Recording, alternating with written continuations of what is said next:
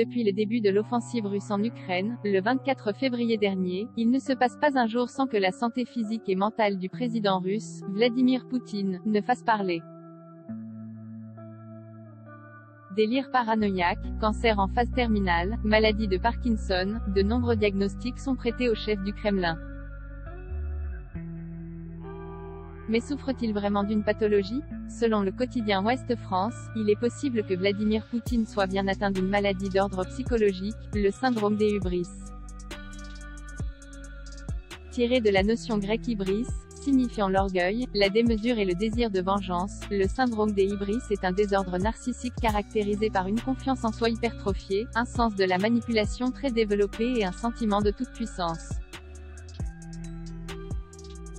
Dans son livre intitulé The Hubris Syndrome, Bush, Blair and the Intoxication of Power, le médecin et ancien ministre des Affaires étrangères, David Owen, fixe à 14 le nombre de symptômes pouvant évoquer un syndrome de hubris. La présence simultanée de 3 ou plus permet de poser le diagnostic.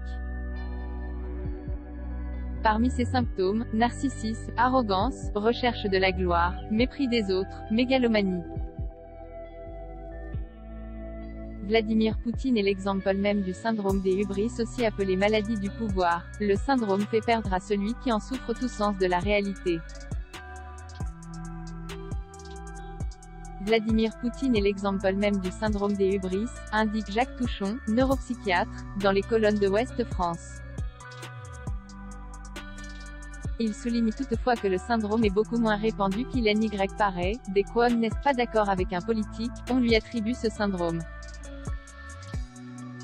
Mais il faut faire attention, il s'applique généralement à des dictateurs. Dans l'histoire, on peut dire que Staline ou encore Lénine en étaient atteints. Et aujourd'hui Vladimir Poutine, donc, mais aussi le dictateur de Corée du Nord Kim Jong-un ou encore le président de Chine Xi Jinping, mais pas les autres.